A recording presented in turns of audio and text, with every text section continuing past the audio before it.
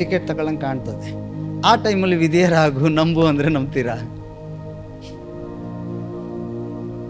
ಆಯ್ತದ? ನಗು ಬರ್ತದಲ್ವಾ? ಯೋಚನೆ ಮಾಡಿ. ನಗು ಬೇಡನಲ್ಲ, ಫಸ್ಟ್ ಯೋಚನೆ ಮಾಡು. ಇಂಥ ಪರಿಸ್ಥಿತಿಯಲ್ಲಿ ವಿಧೇಯತ್ವ ತೋರ್ಸಕ್ಕಾಯ್ತದ? ನಂಬಕ್ಕಾಯ್ತದ? ಅರೆ ನಾನೇನೋ ಸಾಯಕ್ಕೆ ರೆಡಿ, ನನ್ನ ಮಗ ಏನು ಮಾಡಿದ್ದಾನೆ, ಅಯ್ಯೋ ನನ್ನ ಮಗ ಬಾಳಿ ಬದುಕಬೇಕಾದವನಲ್ವಾ. ಹೆಣ್ಮಕ್ಳಿಗೆ ಉಪವಾಸ ಇದ್ದು ರೂಢಿ. ಯಾಕಂದರೆ ಮನೆಗೆ ತೊಳ್ಕೊಂಡು ಬಳ್ಕೊಂಡು ಎಲ್ಲ ಮಾಡಿ ಉಣ್ಣಕ್ಕೆ ಬೆಳಗ್ಗೆ ನಾಷ್ಟನೇ ಉಂಟಾಗಿರ್ತದೆ, ಗಾನ ಆಗಿರ್ತದೆ. ಮಧ್ಯಾಹ್ನ ಊಟ ಸಿಕ್ಕಿರ್ತದೆ. ಅದು 12 ಗಂಟೆ 2 ಗಂಟೆ 1 ಗಂಟೆಗೆ 3 ಗಂಟೆಗೆ ಉಂಡಿರ್ತಾರೆ. ಇದ್ದು ಉಪವಾಸ.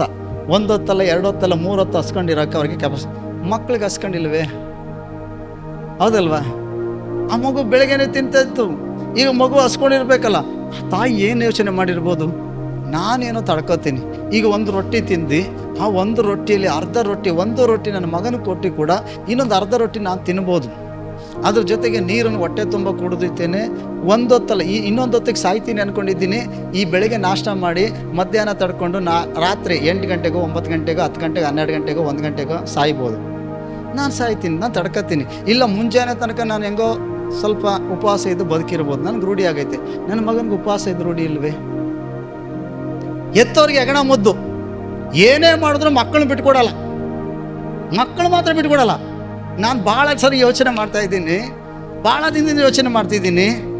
ಮಕ್ಕಳ ಮೂಲಕವಾಗಿ ಎಷ್ಟು ಜನ ತಂದೆ ತಾಯಿಗಳು ನರಕಕ್ಕೆ ಹೋಗ್ತಾರೋ ಗೊತ್ತಿಲ್ಲ. ಮಕ್ಕಳ ಮೂಲಕವಾಗಿ ಎಷ್ಟು ಜನ ಯೇಸು ಸ್ವಾಮಿನ ಬಿಟ್ಟು ಹೋಗ್ತಾರೋ, ಚರ್ಚ್ ಬಿಟ್ಟು ಹೋಗ್ತಾರೋ ಗೊತ್ತಿಲ್ಲ. ಮಕ್ಕಳ ಮೂಲಕವಾಗಿ ಎಷ್ಟೋ ಜನ ಈ ಪಾಸ್ಟರ್ನ ಬೈತಾರೆ ಅನ್ನೋದು ಗೊತ್ತಿಲ್ಲ. ನಾನು ಯೋಚಿಸ್ತಾ ಇದ್ದೀನಿ. ಹಲ್ಲೆಲೂಯ. ಮಕ್ಕಳು ಕೊಟ್ಟಿಲ್ಲ ಅಂದರೆ ಒಂದು ಸಂಕಟ, ಮಕ್ಕಳು ಕೊಟ್ಟರೆ ಒಂದು ಸಂಕಟ. ಮಕ್ಕಳಿಲ್ಲ ಅಂದರೆ ಪರಲೋಕಕಾರ ಹೋಗ್ಬೋದು. ಮಕ್ಕಳು ಕೊಟ್ಟ ಮೇಲೆ ನರಕಕ್ಕೆ ಹೋಯ್ತಿದೆಯಲ್ಲ ನೀನು. ಏನು ಮಾಡೋಣ ಪಾಸ್ಟ್ರೆ? ದೇವರು ಮಕ್ಕಳು ಕೊಟ್ಟಿಲ್ಲ ಅಂದರೆ ನೀನು ಬಿಡ್ತಿದ್ದ ನೀನು ಹೇಳ್ತಾರ ಹೋಗಿದ್ದೇನೆ. ದೇವರೇ ಮಕ್ಕಳು ಕೊಡು, ಮಗಳು ಕೊಡು, ಮಗಳು ಕೊಡು, ಮಗಳು ಕೊಡು ಕೇಳ್ತಿದ್ದೆಲ್ಲ. ಕೊಟ್ಟರು. ಆದರೆ ದೇವ್ರು ಏನು ಹೇಳಿದ್ರು? ಯೆರೂಸಲೇಮಿನ ಸ್ತ್ರೀಯರೇ, ನಿಮ್ಮ ಮಕ್ಕಳಿಗಾಗಿ ನಿಮಗೋಸ್ಕರ ಅಳ್ರಿ, ಗೋಳಾಡ್ರಿ. ಏನು ಅಳೋದಿಲ್ಲ, ಗೋಳಾಡೋದಿಲ್ಲ, ಬರೀ ಬೈಯೋದೆ, ಬರೀ ಹೇಳೋದೆ, ಪ್ರಾರ್ಥನೆಯಲ್ಲೇ ಇಲ್ಲ. ಎಷ್ಟು ಹೇಳಿ ಸಾಕಾಗಿ ನಮಗೆ ತಿರುಗಿಸಿ ಮಾತಾಡ್ತವೆ. ಈಗ ನೋಡಿ, ಆ ಮಕ್ಕಳು ಹೋದಂಗೆ ಇವ್ರು ಹೋಗ್ಬೇಕು. ಈಗ ದೇವರನ್ನು ಬಿಟ್ಟು ಭಯಭಕ್ತಿ ಬಿಟ್ರಿ, ದೇವರ ವಾಕ್ಯನ ಬಿಟ್ರಿ, ದೇವ್ರು ಯಾವ್ದು ಇಷ್ಟ ಇಲ್ವೋ ಅದನ್ನೇ ಮಕ್ಕಳು ಮಾಡ್ತಿದ್ದಾರೆ. ಮಕ್ಕಳು ಮಾಡ್ತಾರೆ, ಮಕ್ಕಳಿಗೆ ಇಷ್ಟ ಆಯಿತು ಅಂತ ತಂದೆ ತಾಯಿಗಳು ಹೋಗೋದು. ಎಷ್ಟು ಜನ ಮಕ್ಕಳ ಮೂಲಕವಾಗಿ ನರಕಕ್ಕೆ ಹೋಗೋಕ್ಕೆ ಸಿದ್ಧತೆ ಆಗಿದ್ದೀರಿ. ಮಕ್ಕಳಿಂದ ನೀವು ಹೋಗಬೇಡಿ, ನೀವು ದೇವರ ಹಿಂದೆ ಹೋಗಿ, ದೇವರ ವಾಕ್ಯದ ಹಿಂದೆ ಹೋಗಿ. ನಿಮ್ಮ ಮಕ್ಕಳನ್ನು ಕಂಡೀಷನ್ ಮಾಡಿ ಹೇಳಿ, ನನ್ನ ದಾರಿಗೆ ಬಾ, ದೇವರ ವಾಕ್ಯದ ದಾರಿಗೆ ಹೋಗಿ. ನೀನು ಹೋಗ್ತಿರೋದು ತಪ್ಪಾದ ದಾರಿ ಆಗಿದೆ. ಈ ವಾಕ್ಯದಲ್ಲಿ ನನಗೆ ಮಗನೇ ಆಗಿರ್ಬೋದು, ಮಗಳೇ ಆಗಿರ್ಬೋದು, ನಾನು ಎತ್ತ ಕರಳೆ ಆಗಿರ್ಬೋದು, ಹಾಗಂತ ಹೇಳಿ ನಿನ್ನ ಮೂಲಕವಾಗಿ ನಾನು ನರಕಕ್ಕೆ ಹೋಗೋಕ್ಕೆ ಇಷ್ಟ ಇಲ್ಲ. ನನ್ನ ಮೂಲಕ ನೀನು ನಿತ್ಯ ಜೀವ ಹೊಂದಬೇಕು. ಬಾ, ಪ್ರಾರ್ಥಿಸ್ತೀನಿ. ಹಲ್ಲೆಲೂಯ. ದೇವರ ಕೈಯಲ್ಲಿ ಒಪ್ಪಿಸಬೇಕು, ಪ್ರಾರ್ಥಿಸ್ಬೇಕು, ಉಪವಾಸ ತೆಗಿಬೇಕು. ದೇವರೇ, ಆ ಮಕ್ಕಳ ಮೇಲೆ ಆಡಳಿತ ಇಳಿದು ಬರಲಿಪ್ಪ, ಚೇಂಜ್ ಮಾಡು ಸ್ವಾಮಿ. ಹಲ್ಲೆಲೂಯ. ಬರೀ ಪ್ರಾರ್ಥನೆ ಮಾಡಿದ್ರೆ ಸಾಲದು, ನೀನು ದೇವರ ಮಾತಿಗೆ ವಿಧೇಯರಾಗಬೇಕು. ನೀ ವಿಧೇಯರಾದರೆ ದೇವರು ನಿಮ್ಮ ಮಾತುಗಳು ಕೇಳುತ್ತಾನೆ. ಹಲ್ಲೆಲೂಯ. ಏಲಿ ಒಬ್ಬ ಸೇವಕನೇ, ಯಾಚಕನಾಗಿದ್ದಾನೆ ಆತ. ಆದರೆ ತಮ್ಮ ಮಕ್ಕಳನ್ನು ದೇವರ ಭಯಭಕ್ತಿಯಲ್ಲಿ ಬೆಳೆಸ್ತಿಲ್ಲ. ಆತನ ನಿಮಿತ್ತ ಒಬ್ಬ ಯಾಜಕ, ಇಸ್ರಾಯೇಲ್ ದೇಶಕ್ಕೆ ಪ್ರವಾದಿಯಾದಂಥ ಯಾಜಕ ಕತ್ತು ಮುರ್ಕೊಂಡು ಸೋತೋಯ್ತಾನೆ. ಅವ್ರ ಮನೆಯಲ್ಲಿ ದೇವರೇ ಸಂಹರಿಸ್ತಾರೆ. ಮಕ್ಕಳನ್ನು ಭಿನ್ನಾಸ 2 ಮಕ್ಕಳನ್ನು ಸಂಹರಿಸ್ತಾರೆ ಯುದ್ಧದಲ್ಲಿ. ಅವಳ ಸೊಸೆ ತುಂಬಿದ ಗರ್ಭಿಣಿ ಮಗು ಆ ಯುದ್ಧದಲ್ಲಿ ಆದಂಥ ಸುದ್ದಿಯನ್ನು ಕೇಳಿ ಪ್ರಾಣ ಬಿಟ್ಬಿಡ್ತಾಳೆ. ಯೋಚನೆ ಮಾಡಿ. ಸಾಮುವೇಲ ಇಸ್ರಾಯೇಲಿಗೆ ಒಬ್ಬ ದೊಡ್ಡ ಪ್ರವಾದಿನೇ, ದೊಡ್ಡ ದೇವ ಮನುಷ್ಯನೇ, ಭಕ್ತಿವಂತಳೆ. ನೀನು ಒಳ್ಳೆ ಚರ್ಚಿಗೆ ವಾರ ಓಡಿ ಬರ್ತೀವಿ, ಉಪವಾಸ ಮಾಡ್ತೀವಿ, 100 ದಿನ ಬಂದು ಪ್ರಾರ್ಥನೆಯಲ್ಲಿ ನಿಂದು 1 ಗಂಟೆ 2 ಗಂಟೆನೋ 1 ದಿನನೋ ಪ್ರಾರ್ಥನೆ ಮಾಡ್ತಾ ಇದ್ದಿಲ್ಲ ಅಂತಿಲ್ಲ. ಒಳ್ಳೆ ಕಾಣಿಕೆ ದಶಂಭಾಗ ಕೊಡುವಂಥ ವಿಶ್ವಾಸನೇನು ಇಲ್ಲ ಅಂತ ಹೇಳ್ತಿಲ್ಲ. ಹಲ್ಲೆಲೂಯ. ಆದರೆ ಪ್ರವಾದಿಯಾದ ಸಾಮುವೇಲು ನ್ಯಾಯಸ್ಥಾಪಕನಾಗಿದ್ದ, ಪ್ರವಾದಿಯಾಗಿದ್ದ, ಯಾಜಕನಾಗಿದ್ದ. 3 ಕೆಲಸವನ್ನು ಒಬ್ಬನೇ ನಿರ್ವಹಿಸ್ತಿದ್ದ. ಅವನ ಮಕ್ಕಳನ್ನು ದೇವರ ಭಯಭಕ್ತಿಯಲ್ಲಿ ನಡೆಸ್ತಿಲ್ಲ. ಮಕ್ಕಳ ವಿಷಯದಲ್ಲಿ, ಕುಟುಂಬ ವಿಷಯದಲ್ಲಿ ವ್ಯಕ್ತಿ ಫೇಲ್ಯೂರ್ ಆದ. ಇವತ್ತು ಎಷ್ಟೋ ಜನ ಎಲ್ಲಿ ಫೇಲ್ಯೂರ್ ಆಗ್ತಿದ್ದಾರೆ ಅಂದರೆ ಮಕ್ಕಳ ವಿಷಯದಲ್ಲಿ. ಪಾಸ್ಟ್ ಹಿಡೀರಿ, ವಿಶ್ವಾಸಿಗಳು ಹಿಡೀರಿ, ಯಾರೇ ನೋಡಿ ಮಕ್ಕಳ ವಿಷಯದಲ್ಲಿ ಫೇಲ್ ಆಗ್ತಿದ್ದಾರೆ. ಅಲ್ಲೆಲ್ಲೂಯ್ಯ. ಮಕ್ಕಳುಗಳು ನಾನು ಎತ್ತಿಯಲ್ಲ, ನಾನು ಹುಡ್ಸಿಯಲ್ಲ, ನೀನೇನು ಹುಟ್ಟಬೇಕು ಅಂತ ಅರ್ಜಿ ಹಾಕೊಂಡಿದ್ದೆ, ನೀನು ಹಿಂಗೆಲ್ಲ ಕೇಳ್ತೀನಿ ಅಂದರೆ ನೀನು ಎರ್ತನೇ ಇತ್ತಿಲ್ಲ ಅಂತ ತಂದೆ ತಾಯಿಗಳು.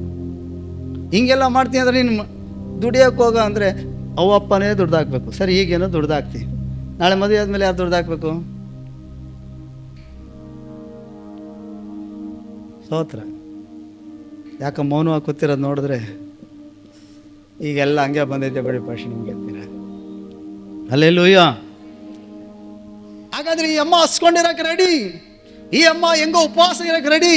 ಆದರೆ ತನ್ನ ಎತ್ತೋರಿಗೆ ಹೆಗಣ ಮುಂದೆ ತನ್ನ ಮುಂದೆನೆ ತನ್ನ ಮಗ ರಾತ್ರಿನೋ 8 ಗಂಟೆಗೋ 9 ಗಂಟೆಗೋ ಸರ್ವತ್ತಲ್ಲೋ, ಅಮ್ಮ ಹೊಟ್ಟೆ ಹಸಿ ತಡೆಯೋಕ್ಕಾಗ್ತಲ್ಲಮ್ಮ, ಜೀವ ಹೋಯ್ತೈತೆ ಅಂತ ಆತನ ಬಿತ್ಕೊಂಡು ಮಿಲ ಮಿಲ ಮಿಲ ಮಿಲ ಮಿಲ ಅಂತ ಒದ್ದಾಡೋದು ತಾಯಿ ಹೆಂಗೆ ನೋಡ್ತಾಳೆ?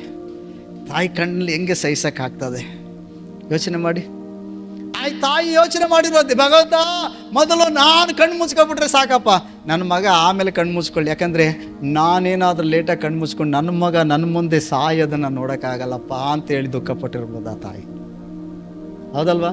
ಇಂಥ ಪರಿಸ್ಥಿತಿಯಲ್ಲಿ ಎಲಿನಿಗೆ ರೊಟ್ಟಿ ಮಾಡಿಕೊಡು ಅಂದರೆ ಮಾಡಿಕೊಡ್ತಾಳ? ಹೇಳ್ರಿ, ಈಗ ಹೇಳ್ರಿ, ಮಾಡಿಕೊಡ್ತೀರಾ? ಇಂಥ ಪರಿಸ್ಥಿತಿಯಲ್ಲಿ ಸಾಧ್ಯನಾ? ಏನ್ರಪ್ಪ ಮಾಡ್ತೀರಾ? ಅಯ್ಯೋರೇ, ಮಾಡೋಕ್ಕಾಯ್ತದ?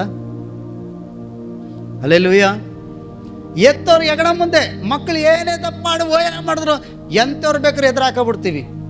ನೀನೇ ಸರಿಯಿಲ್ಲ, ನಾಳೆ ಪಾಸ್ಟು ಸರಿಯಿಲ್ಲ, ವಿಶ್ವಾಸಿ ಸರಿಯಿಲ್ಲ, ನೀನೇ ಸರಿಯಿಲ್ಲ. ಎಲ್ಲ ಮಾನ ಮರ್ಯಾದೆ ಕಳೆದೋದಂಥ ಮಕ್ಕಳು ಸರಿಯಾಗಿರ್ತಾರೆ ನಮಗೆ. ಅಲ್ಲೆಲ್ಲೂಯ್ಯ.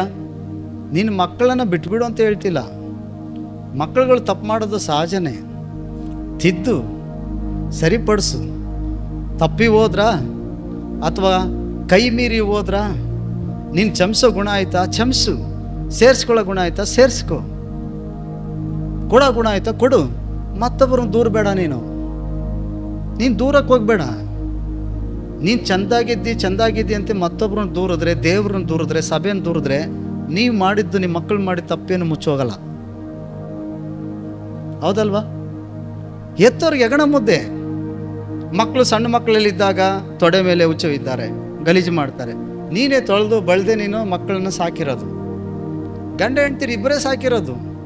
ಮಕ್ಕಳು ಪ್ರಾಯಕ್ಕೆ ಬಂದಾಗ ತಪ್ಪು ಮಾಡ್ತಾರೆ, ಓಡೋದ್ರು, ಇನ್ನೇನು ತಪ್ಪು ಮಾಡಿದ್ರು, ಇಲ್ಲ ನಿನ್ಗೆ ಅವಿದೇರಾದ್ರು, ತಿರುಗಿ ಓಡಿದ್ರು, ಬೈದ್ರು, ಹಣ ಕದ್ರು, ನಿನಗೆ ಗೊತ್ತಾಯಿತು, ನೀನು ಚಮಿಸ್ತಿ ತಾಯಿಯಾಗಿ ತಂದೆಯಾಗಿ. ನಿನ್ನ ಗುಣ ಅದು, ಬೇರೆಯವ್ರು ಯಾಕೆ ಮಾಡಬೇಕು? ನಿನ್ನ ಮಕ್ಕಳು ನೀನು ಎತ್ತು ಸಾಕಿದ್ದಿ, ನೀನು ಆಯಿತು ನಾನು ಬಿಟ್ಕೊಡಲ್ಲ, ಏನೇ ಆದರೂ ನನಗೆ ತಾನೇ ಮಾಡಿದ್ದು, ನಾನು ಸಹಿಸ್ಕೊಳ್ತೀನಿ, ಹೊಟ್ಟೆಗೆ ಹಾಕ್ತೀನಿ, ನೀನು ಪ್ರೀತಿ ತೋರಿಸು. ಬೇಡ ಅಂತಿಲ್ವಲ್ಲ, ಯಾರು ಮಾಡಬೇಡ ಅಂತ ಹೇಳ್ತಿಲ್ವಲ್ಲ. ಮತ್ತೊಬ್ಬರನ್ನಾಗಲಿ, ಸಭೆನಾಗಲಿ, ದೇವ್ರ ಸೇವಕನಾಗಲಿ ದೂರೋದು ಎಷ್ಟು ಸರಿ? ಇದು ನಮ್ಗೆ ಆಶೀರ್ವಾದನ? ಅಲ್ಲೆಲ್ಲೂಯ್ಯ. ಸರಿನಾ? ಅದಕ್ಕೆ ಹೇಳೋದು, ಕೆಲವು ಮಕ್ಕಳ ನಿಮಿತ್ತ ಎಷ್ಟು ಜನ ದೇವರು ಬಿಡ್ತಾರೋ ಗೊತ್ತಿಲ್ಲ, ಎಷ್ಟು ಜನ ನರಕಕ್ಕೆ ಹೋಗ್ತಾರೋ ಗೊತ್ತಿಲ್ಲ. ದೇವ ಮಕ್ಕಳೇ, ನಾನು ಭಾಳ ಜನರ ವಿಷಯದಲ್ಲಿ ಯೋಚಿಸ್ತಾ ಇದ್ದೀನಿ. ನಾಳೆ ಎಲ್ಲಿ ಅವರು ತಮ್ಮ ಮಕ್ಕಳ ಪರವಾಗಿದ್ದು ನನ್ನ ಮಾತುಗಳೇ ತಪ್ಪು ಅಂತ ದೂರುವಂಥ ದಿನಗಳು ಬರ್ತದೇನೋ ಅಂತ ಯೋಚಿಸ್ತೀನಿ ನಾನು. ಅಲ್ಲೆಲ್ಲೂಯ್ಯ. ಆದರೆ ನಾನು ಹೇಳ್ತೀನಿ ಏನಂದರೆ, ನಿಮ್ಮ ಮೇಲಾಗಲಿ ನಿಮ್ಮ ಮಕ್ಕಳ ಮೇಲಾಗಲಿ ಯಾವುದೇ ಕೋಪ ದ್ವೇಷ ನಮಗಿಲ್ಲ.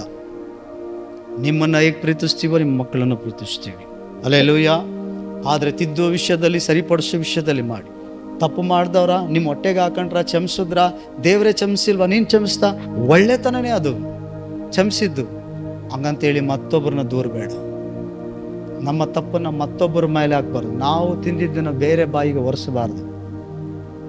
ನೀನು ಮಾಡಿದ್ದು ಸರಿಯಿಲ್ಲ, ನಿನಗೆ ಮಾಡಿದ್ದೀನೇ ಇಲ್ಲ, ನೀನು ತಪ್ಪು ಸರಿ, ಅಷ್ಟು ಮಾತ್ರ ಮಾತಾಡು, ಬೇರೆಯವ್ರಿಗೆ ಬೇಡ. ನಮ್ದು ಎಷ್ಟೈತೆ ನಾವು ನೋಡ್ಕೊಳ್ಳೋಣ. ದೇವ್ರ ಮುಂದೆ ನಿಂತಾಗ ನಮ್ಮ ಪುಸ್ತಕಗಳು ತೆರೆಯಲ್ಪಡ್ತದೆ. ಮನುಷ್ಯರ ಮುಂದೆ ನಾವು ನೀತಿವಂತರಾಗಿ ಕಾಣಿಸ್ಕೊಂಡ್ರು, ದೇವರ ಮುಂದೆ ನಾವು ಯಥಾರ್ಥವಾಗಿ ನಿಲ್ಲಬೇಕು ಅಲ್ವಾ? ಅವಳಿಂದ ಇವರಿಂದ ನಾವು ದೂರೋದು ಬೇಡ. ಅದಕ್ಕೆ ಪ್ರಿಯರೇ, ಈ ತಾಯಿ ಏನು ಯೋಚನೆ ಮಾಡ್ತಿದ್ದಾಳೆ? ಇಂಥ ಪರಿಸ್ಥಿತಿಯಲ್ಲಿ ದೇವರ ಮೇಲೆ ಭಯಭಕ್ತಿಯಾಗಿ ನಿಂತ್ಕೊಳ್ಳೋಕ್ಕೆ ಸಾಧ್ಯನಾ? ದೇವರ ಮೇಲೆ ನಂಬಿಕೆ ಇಡೋಕ್ಕೆ ಸಾಧ್ಯನಾ? ದೇವರ ಮೇಲೆ ವಿಶ್ವಾಸ ಇಡೋಕ್ಕೆ ಸಾಧ್ಯನಾ? ಕ್ರಿಯೆ ಮೂಲಕವಾಗಿ ಕಾರ್ಯ ಮಾಡೋಕ್ಕೆ ಸಾಧ್ಯನಾ? ಈ ಥರ ಪರಿಸ್ಥಿತಿ ನನಗೆ ನಿನಗೆ ಬಂದರೆ, ಇಂಥ ಪರಿಸ್ಥಿತಿ ಮಧ್ಯದಲ್ಲಿ ದೇವರನ್ನ ನಂಬ್ತೀನಿ, ದೇವರಿಗೆ ಸಾಕ್ಷಿಯಾಗಿ ನಿಲ್ತೀನಿ, ನಾನು ದೇವರನ್ನ ಬಿಟ್ಟು ಕೊಡಲ್ಲ ಅಂತ ಹೇಳಿ ಸಾಕ್ಷೀಕರಿಸ್ತೀವ? ಯೋಚನೆ ಮಾಡಿ. ಹಲ್ಲೆಲೂಯಾ. ಹಾಗಾದರೆ ಈ ವಿಧವೆ ಏನು ಮಾಡಲು ಗೊತ್ತಾ? ಎಲಿಯನಾಗಿ ಸೇವಕನಾಗಿ ದೇವರ ಮಾತಿಗೆ ವಿಧೇಯನಾದ, ದೇವರ ಮಾತನ್ನು ನಂಬುತ್ತ, ಕ್ರಿಯೆ ಮೂಲಕವಾಗಿ ತನ್ನ ವಿಶ್ವಾಸವನ್ನು ತೋರಿಸ್ತಾ. ಈ ವಿಧವೆಯನ್ನು ಮಾಡ್ತಾ ಇರೋದೇನು ಗೊತ್ತಾ? ದೇವ ಮನುಷ್ಯನಾದ ಎಲೆನು ಹೇಳಿದ ಮಾತಿಗೆ ವಿಧೇಯಳಾಗ್ತಾಳೆ.